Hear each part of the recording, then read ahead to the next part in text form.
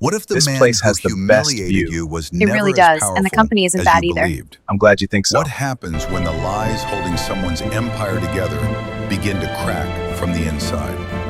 3 days after the gala, Claire's phone rang early in the morning. She almost did not answer, but the number on the You screen look belonged to absolutely stunning Julian tonight. Cross. And you look very Have handsome. breakfast with me, he I could said. stay like this all No night. preamble, no performance, just the question sitting there, clean and direct. They met at a quiet The evidence is restaurant clear. on We Michigan must Avenue. proceed. I No agree. The implications are photographers, significant. no audiences, Then let's move no forward. stage.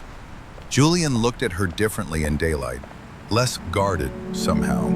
He asked about her work, about the interior design firm she had quietly rebuilt after the divorce. He listened the way review the key very few metrics. people actually I listen, agree. The data's promising. without preparing Let's his next discuss the sentence risks. while she was still speaking. Claire found herself talking more than she had intended, about the firm, about the years she had poured into Ryan's business contacts, while quietly sacrificing her own, about the morning Ryan told her the marriage was over and walked out before she could ask why. Julian was quiet for a moment. He left because you were becoming someone he could not control, he said simply. Claire looked up at him. Something about those words settled into her with the precision of something that had always been true, but never spoken aloud. Then Julian placed a folder on the table. Inside were documents, financial records, correspondence between Ryan Foster and a man named Gerald Holt, Julian's former business partner and current rival. Ryan has been feeding Gerald confidential information about 3 of my ongoing developments, Julian said. He has been doing it for 8 months. Claire stared at the papers. Why are you showing me this? Because 2 of those developments are registered under a subsidiary that still carries your name, he said, from the business restructuring during your marriage. Claire felt the air leave her chest slowly.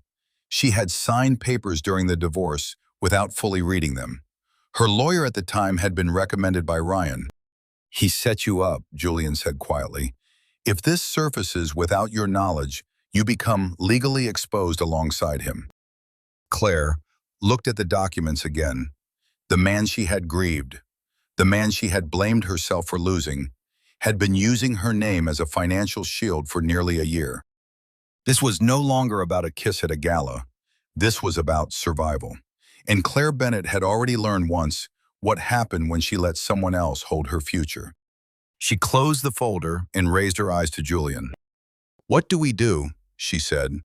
Julian looked at her steadily, and for the first time that morning he smiled. Part 5. The Woman They Underestimated. The confrontation happened at the Meridian Hotel exactly 2 weeks after the gala. The same ballroom. This time it was a business conference hosted by Gerald Holt.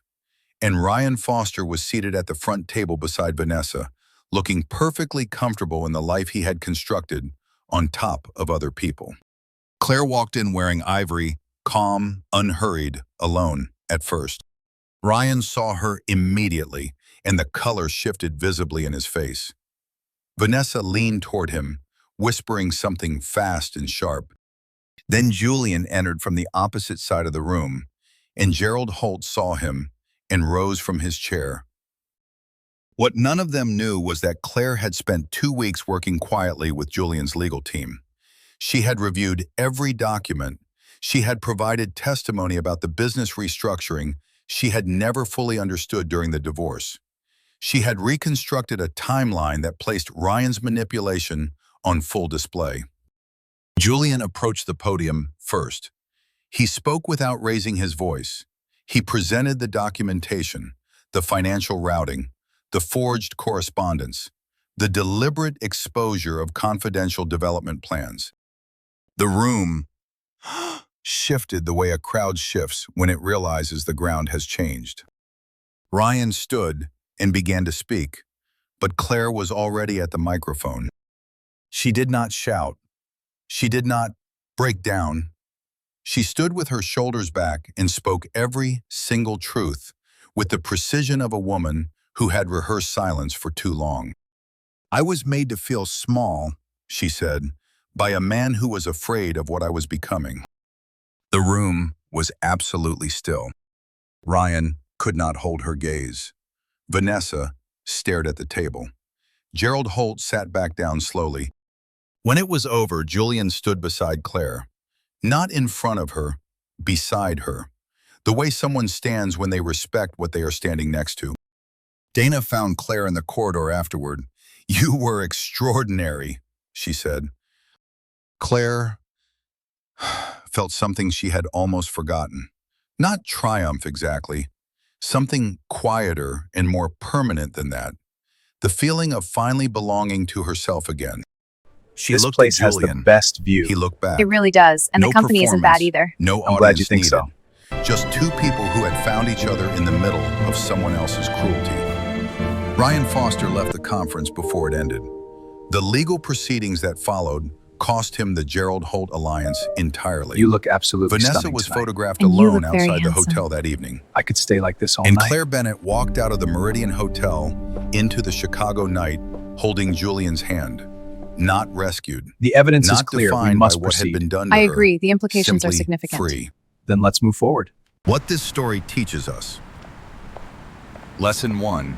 Silence is not safety. Claire stayed quiet during her marriage and during her divorce because she believed silence would protect her. Let's review the But key Ryan metrics. used that silence I agree, as a the tool data's against promising. her. Let's The discuss the story risks. teaches us that when we refuse to speak our truth, we do not avoid the storm. We simply give someone else permission to describe it for us. Lesson 2.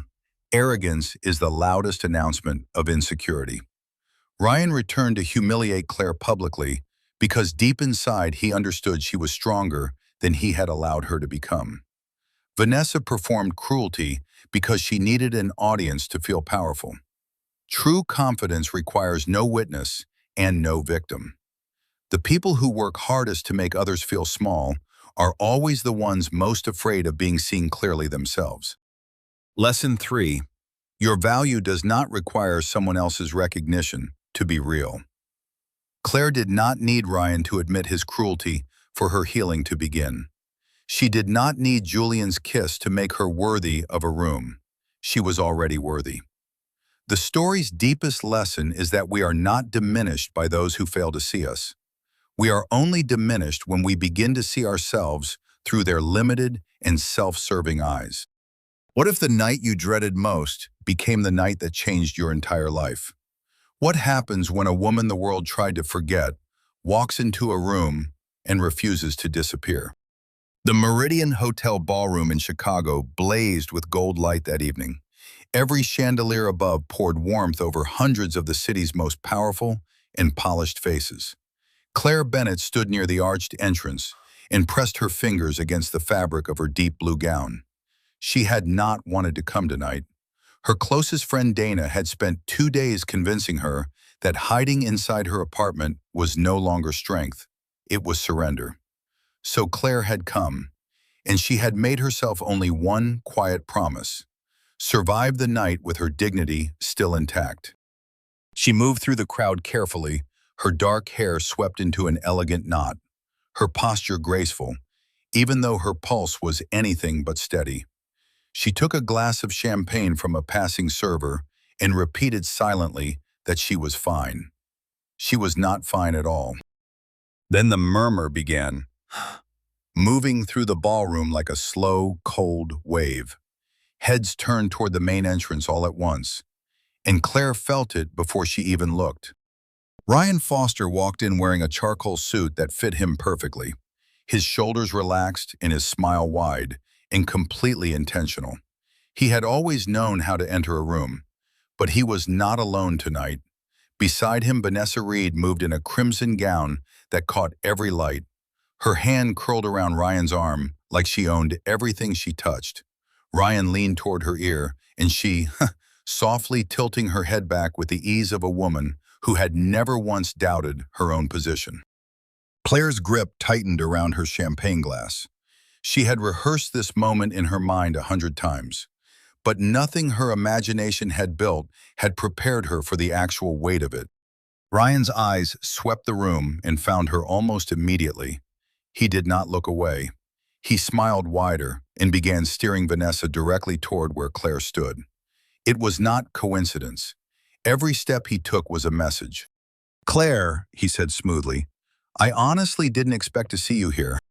"Hello, Ryan," she replied, and her voice did not break. Vanessa looked Claire over slowly from head to heel with the practiced ease of someone who had done this before. "She looks exhausted," Vanessa said to Ryan, as though Claire were simply furniture in the room. The words landed like something sharp and deliberate. Claire felt them move through her chest, but she held her ground and did not look away. What neither of them noticed was the man standing across the ballroom, tall, calm, and completely still. He had been watching the entire exchange unfold, and he was already beginning to move. Julian Cross moved through the crowd the way silence moves through a loud room, effortless and impossible to ignore. He was tall with dark eyes that carried the particular sharpness of a man who had seen through people his entire life. He wore no expression that gave anything away, but his direction was certain. Claire had not seen him yet. She was still standing in the quiet wreckage of Vanessa's words, trying to keep her breathing even. Ryan had turned slightly to greet someone nearby, using the moment to perform his happiness with full intention. Vanessa stayed close to him, occasionally glancing back at Claire to measure the damage. Then Julian Let's stopped review the key beside metrics. Claire, I agree. not The data's behind her, promising. beside Let's her, discuss the risks. as though he had always been standing there. "You look like the most interesting person in this room," he said quietly so only she could hear. Claire turned, uncertain if she had imagined it. She had seen Julian Cross before in business publications and at industry events, but she had never spoken to him. No one introduced themselves to Julian Cross. Julian Cross introduced himself when he chose to. "I doubt that," she replied carefully. "I don't," he said. Then without warning, without performance, Julian reached out, gently lifted her chin with 2 fingers, and kissed her, softly, briefly, but completely in view of everyone standing near them. The ballroom did not go silent all at once. It happened in sections, rippling outward from where they stood like something dropped into still water. Heads turned, conversations stopped mid-sentence. Someone nearby actually lowered their drinks slowly. Ryan went completely still, his wide, confident smile dissolving into something harder and uglier than he intended to show Vanessa, gripped his arm tighter, her polished composure cracking just enough to reveal the panic underneath. Claire pulled back slightly and looked at Julian, her eyes wide with confusion and something else she could not immediately name. "Why did you do that?" she asked. Julian looked at her steadily. "Because someone in this room needed to remind them that you are not invisible," he said. Claire felt something move inside her chest. Not romantic yet, not quite, but something that had been folded tightly for a very long time was beginning to open at one careful corner. Ryan was still watching from across the room, and Julian had not looked at him once. Part 3. What the Night Refused to Bury. The rest of the evening passed the way dreams pass, too vivid and too strange to fully hold. Julian stayed close to Claire without making it feel like protection.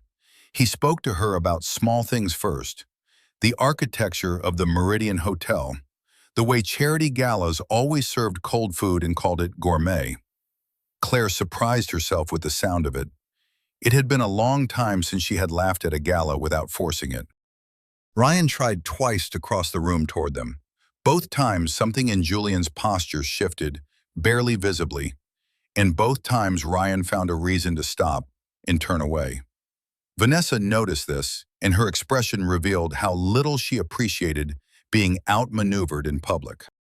When the evening finally ended, Julian walked Claire to the lobby. He did not ask for her number immediately. He handed her a card instead. "If you want to have dinner with someone who will not spend the entire meal looking for an audience," he said. Claire looked down at the card, no title on it, just his name and a single number. She said nothing yet, but she did not hand it back. Outside in the cool Chicago night, Dana appeared, instantly grabbing Claire's arm, pulling her toward the car. "That was Julian Cross," Dana said. "Julian Cross kissed you in front of 400 people." "I know who he is," Claire replied quietly. "Do you also know that Ryan looked like he swallowed something terrible for the rest of the night?" Claire said nothing, but somewhere deep in guarded, a door she had locked after the divorce shifted quietly on its hinges. What she did not know yet was that Ryan's humiliation had not ended with the gala. His business partner had been standing 3 feet away when Julian kissed Claire. His business partner, who also happened to be Julian's oldest professional rival. And Ryan had spent the last 6 months quietly building an alliance with that man behind Julian's back. What began as a simple act of public dignity had now pulled Claire into the center of something far larger than a single kiss. Ryan sat in the car beside Vanessa that night, staring through the window at nothing. "Find out everything about her connection to Julian Cross," he said. Vanessa already had her phone in her hand.